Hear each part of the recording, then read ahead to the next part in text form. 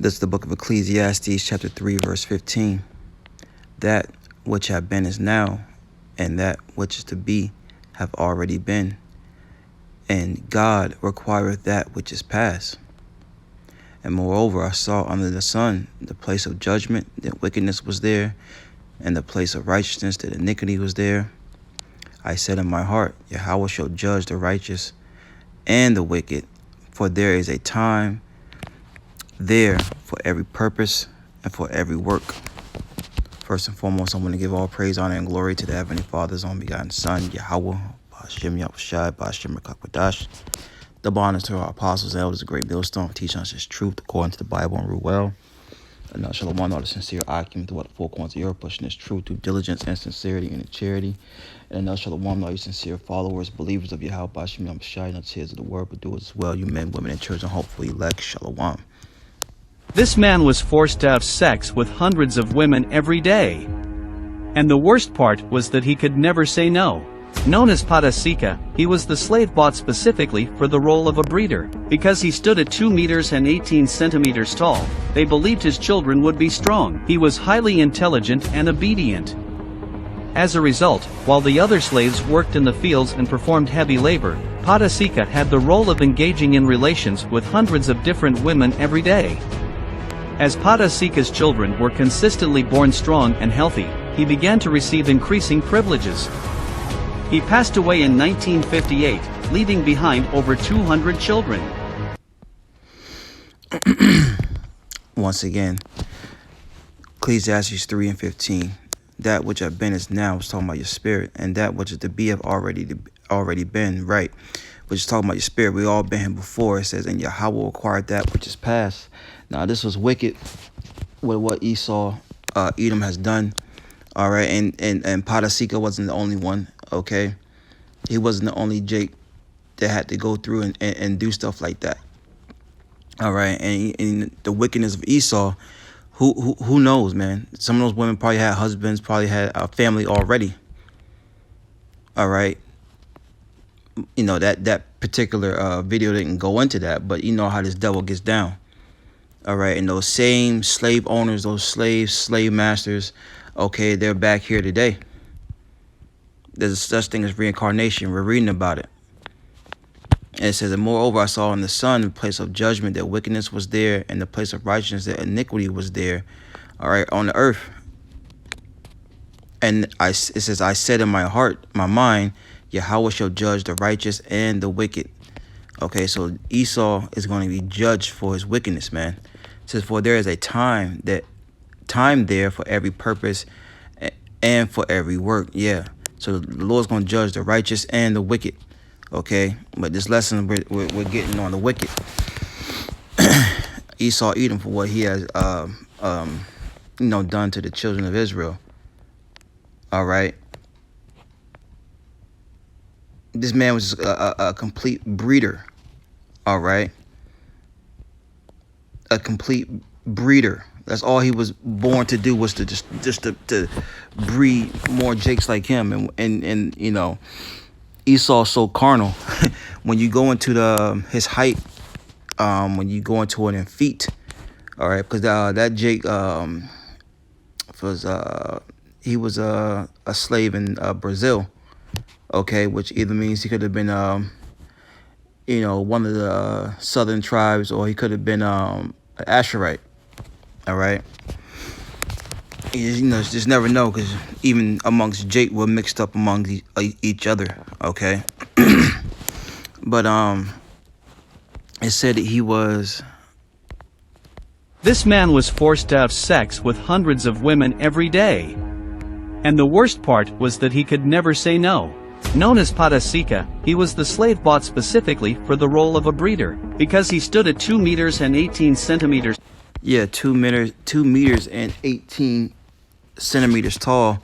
And when I looked that up, he was over 7 feet. All right, so this Jake was over 7 feet, and that's why Esau did what he did. He saw his stature, and he saw that he was obedient. Okay.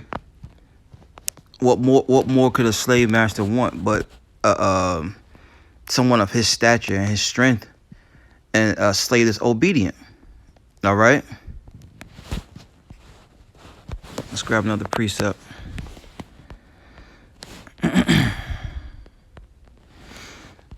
It's Isaiah 14 and 21. It says, prepare a slaughter for his children for the iniquities of their fathers, which they are their forefathers coming back. We just read that in Ecclesiastes 3 and 15. All right. Your spirit has been here before. It says that they do not rise nor possess the land nor fill the face of the world with cities. All right. Esau has to come to an end, man. And it will come to an end. We're living in that time now. And the Lord's going to prepare a slaughter in these latter days. For whose children? Esau's children. The so-called white man, woman, and child. For the iniquities, the sin upon sin that they committed. It says that they do not rise nor possess the land nor fill the face of the world with cities. Okay? It says, for I will rise up against them, saith the Lord of hosts, and cut off from Babylon the name and remnant and son and nephew, saith the Lord. I will also make it bitter and pools of water. I will sweep it with the bosom of destruction, saith the Lord of hosts. The Lord of hosts hath sworn, saying, surely as I have thought, so shall it come to pass, and as I have purposed, so shall it stand. So the words of the Lord are going to stand. And he's going to cut Edom off for his wickedness, man. As it tells in what is that?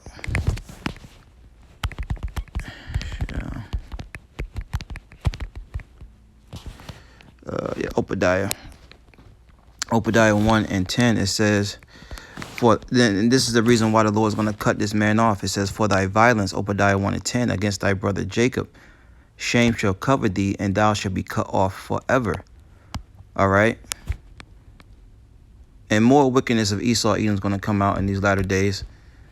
You need to know each and every day he's being more exposed. That's why he's going to try to get rid of this this word, which is already scriptural, because the Lord said there's going to be a famine of this word, meaning a lack of hearing it.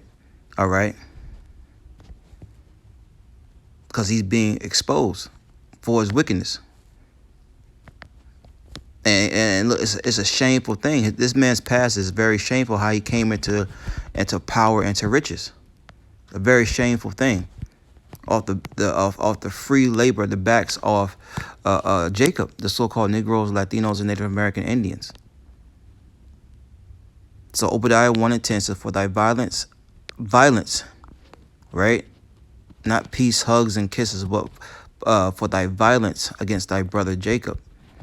Remember, Jacob and Esau were twins in the womb. Okay, two different nations, but they were brothers.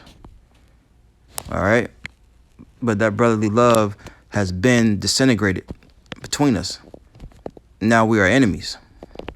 It says, for thy violence against thy brother Jacob, shame shall cover thee. All right, you bring up this topic, and Esau wants to shy away from it. They don't want to take the conversation head on. They want to run away from it, because it's a shameful history. It says, and thou shalt be cut off forever. All right, and we're living in those times, man. We're living in those times. Jumping down, verse 18. Obadiah 1 and 18. In the house of Jacob shall be a fire, in the house of Joseph a flame, in the house of Esau for stubble. So, the house of Jacob, all right, and the house of Joseph, all 12 tribes, and the house of Esau is going to be for stubble. See, the Lord's going to allow Jacob to get his revenge. All right.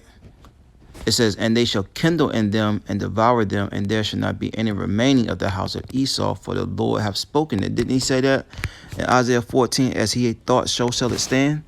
These are the thoughts of the Lord. Regardless of what you say. Remember, the Heavenly Father said, my thoughts are not your thoughts, neither are my ways your ways. So these are the plans of YAHAWASHI for the wickedness that Esau has done. And this is part of the wickedness. Tall, they believed his children would be strong. He was highly intelligent and obedient. As a result, while the other slaves worked in the fields and performed heavy labor, Padasika had the role of engaging in relations with hundreds of different women every day. Once again, hundreds of women every day. Now, when according to the scriptures, when you lie down with a woman, that's your wife. Now, do you think Esau let him be a husband to his wives? No, he was just a breeder, man. Just a breeder. That's it. You think he got to enjoy his children? No. All slaves. All slaves, man. And like I said, you think Esau was picking so-called single women that didn't have a man? This man's the devil. So there's no telling what type of wicked abominations, adultery was going on. All right.